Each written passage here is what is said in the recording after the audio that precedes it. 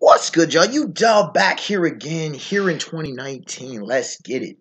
This idea for this video has been around for me for like 5 years, I want to say. Maybe more. It's kind of, sometimes it gets muddled between the years 2012 and 2014, 2015, right?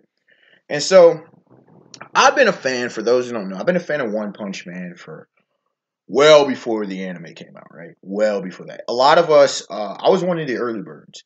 I'm one of the early timers. A lot of people kept hyping up One Punch Man, One Punch Man, One Punch Man.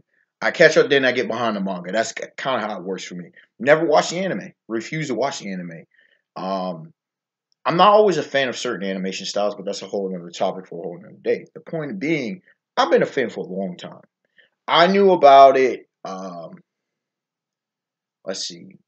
I had caught up, I think, at the time, the second time I had re-caught up with it, it was around the time of the Boros fight. He had defeated Boros, right? So I knew that about that long time ago, right? That's how far back I go with this series of really catching up to it again. And so the thing at the time, part of the reason I kept getting behind is because, like with other series, it was infrequent on its releases. Saitama is my favorite character in that series. I rocks with the Caped Baldy.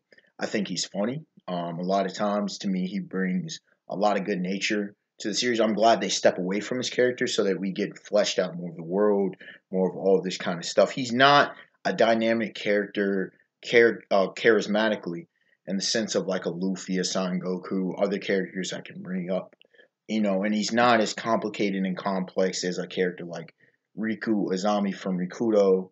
Um, he's not even the same type as like a Han Mabaki in the Baki series, or Thorfinn in Vinland Saga, right? But he's a good character. He's a solid bloke, all right. He's a good dude, all right. And the thing about it is, a lot of people missed what One Punch Man was about, right? A lot of people saw it and took it too literally. I knew it was a gag series, and if you read the first things, it was obvious what he was going for. Saitama himself doesn't go all out, really. All right, he wants a fight, but he's not Sango. He's not a saint. He's not living to fight. Dude just wants to like chill, watch anime, play video games, buy his favorite whatever. Protect things. He's curious to learn things like the martial arts, as you see with the Garu in the that arc, going into the Monster Association arc.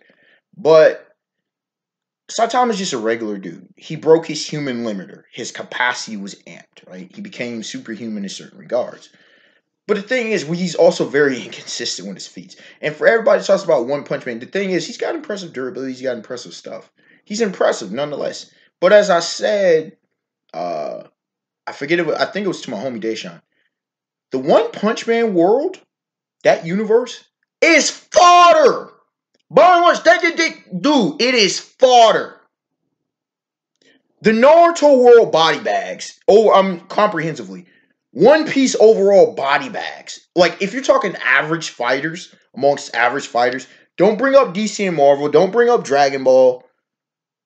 Yu Yu Hakusho, if you're going into the demon world, then yeah, a lot of series have much tougher on average fighters than the One Punch Man world. Now, that doesn't mean they're trash, but they're not really all that impressive. So for Saitama to do what he does, it's like, okay, here's the thing. This whole concept, this gag, people are like, oh, he could beat it in this no limits fallacy that fortunately the hysteria has died down. You can actually have a reasonable discussion and debate because you don't have a bunch of anime fanboys who don't know what the fuck they're talking about when you don't know how to power scale, right? So you have some people who are hypocritical when it comes to power scaling. They'll acknowledge feats for here, but don't acknowledge feats for here. It's been long known that Saitama doesn't beat everybody in one punch. He just doesn't. He even has a serious punch or a series of punches. He doesn't just win in one punch. Here's the reality, and I'm not going to make this video that long. But the reality is, you see the title, he gets bodied. He gets washed by so many characters. If I were to bring up the Justice League, do you know how many characters wash him? Just body bag him. Superman Kal-El, no contest. Now, you would ask me, before I go in depth with all the characters that body bag him, where do I rank Saitama? It's tough. It's tough because the thing is, I can't say we've seen his full capability, but I can't really put him anywhere in galaxy levels of power. Solar system level is pushing it. Star level, maybe. Durability, similar. So pretty much what you're talking about is Naruto top tiers. Is where I'm from what I'm gauging what Saitama brings to the table. And that's highball. That's me highballing Saitama. Come to me with feats and facts to where you can gauge him to be higher. So again, Superman Kal-El, body bag. Batman Bruce Wayne kills him. And for those who don't know Batman, they're like, well, physically, yeah, if Saitama sneaks Batman, he can defeat him. But the thing is, in an actual fight, and to know the repertoire, the repertoire that Bruce Wayne has, the cachet, the laundry list of, and I'm not talking highball feats, I'm talking about consistently the people he's taken down. You say, well, how come he gets taken down by Bane and stuff? Understand that Batman stories versus overall Batman are two holistically different stuff. Batman stories are more psychological. Yes, he faces people like Bane, but most of Batman's rogues gallery, the Joker, Scarecrow, Jonathan Crane, freaking, I mean, there are characters like Man-Bat and Clayface, but I mean, you have Mad Hatter, you have people bring up Professor Pig, Doctor Hugo Strange, shoot, Catwoman is to a degree a rogues gallery, but not really. Poison Ivy, you know, Mr. Freak. He has some powerhouses, but he also has a Two-Face, the Riddler. He has a lot of psychological villains. So it's a different type of storytelling. Also in Detective Comics.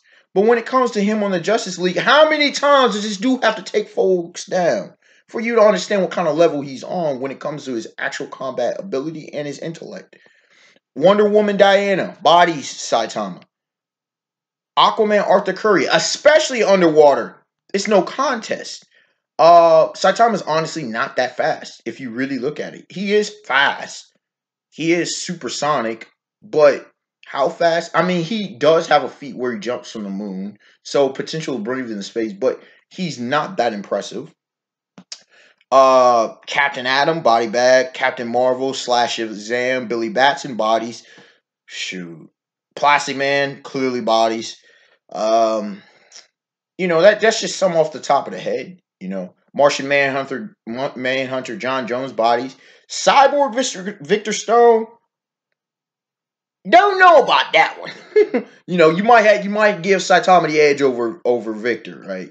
So Cyborg gets bodied by a lot of people. He's not meant to be a powerhouse. Most of the mainstay with the Justice League, obviously guys like Green Arrow lose to Saitama.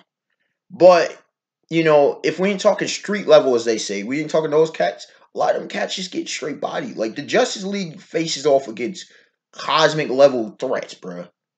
You telling me Saitama is on that level of cosmic level? No, he's not. Going over to Marvel, okay? Marvel. I mean, come on. If we're talking the Avengers, if we're talking people like Luke Cage, yeah, Luke Cage loses. Spider-Man Peter Parker normally would lose. You talking about the X-Men, and even if you say guys like maybe Wolverine, aka Logan, aka James Howlett, Colossus might lose, the Thing, Ben Grimm. If you wrote out in their teams, a squad of 5 X-Men are taking out Saitama without question. You feel me? Some of them, like Magneto and Storm, are mad problems for the cat. Now, if he gets his hands on them, then he can finish him. But Saitama hasn't shown the ability to fly, so there's that as well. You got people like Jean Grey, Professor X that have psychic, and I don't know how well his psychic defenses would be. So the X-Men are mad problems if he ran up against a whole squad of them. The whole squad of X-Men are body bagging a lot of folks. Take that for what it's worth. Dr. Stephen Strange comes through in Rex. Hercules comes through in Rex.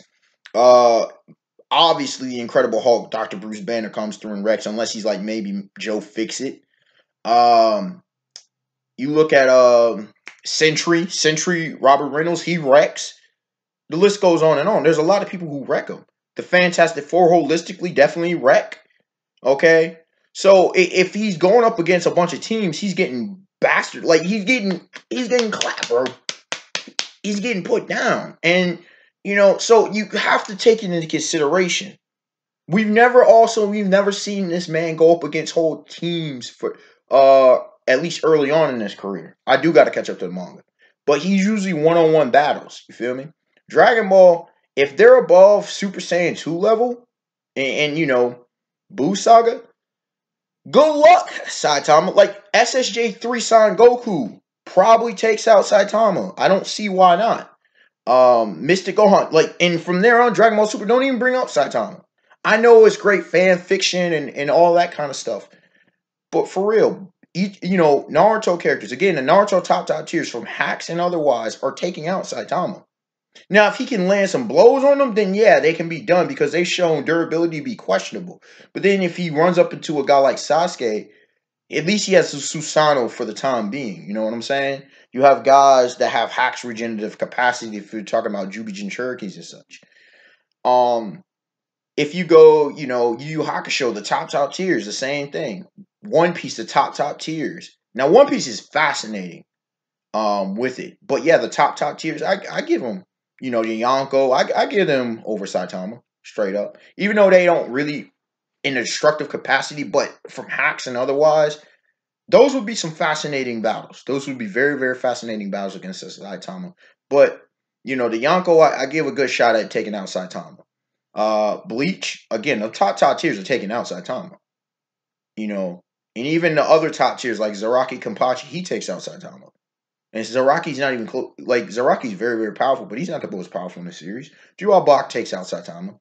Kurosaki Ichigo takes out Saitama with pure power and speed. It's questions if Hitsuga Toshiro takes him out. You see what I'm saying? And the list goes on and on. You look at a lot of worlds, Saitama's getting bodied by so many folks. And this isn't a downplay, this is reality. And you can discuss this with me in the comment section and ask me why. I'm just giving y'all a list of folks who run through him. This isn't a comprehensive list. He's just not that impressive. And I put at max, like, star level. That's max. That might not even be where he's actually at. You feel me? When he fought Boros was life wiping. He wasn't even planetary, bro. Like, he was surface level. And now, while that's impressive, like, there are so many characters who have better feats than that, even if they're not that level. That's why I'm like, Spider-Man, don't know. Wolverine, don't know. Colossus, don't know. Ben Grimm, the Thing, I don't know. See what I'm saying? Yamcha versus Saitama, Krillin versus Saitama, they got a good shot of taking him out. Some could think of Tia and Shinon the same thing. Master Roshi, so I could say that's ridiculous. It's not ridiculous if you go according to the scaling. Unexpected Wonder, like, comment, subscribe. Tell me your thoughts. Tell me if you would like me to discuss another character like this. And when I remember doing a video months ago talking about Superman Kal-El getting bodied by the Justice League. Like, he's not what people think he is on a consistent basis. Now, if you do high-end, hyped-up stuff, then Saitama is godly levels of power. But if you go by the actual Saitama of the series, he's not that powerful, bro. All right, y'all. Have a beautiful day, beautiful night. Peace. Like I said, give me your thoughts, and I would love to hear any further suggestions.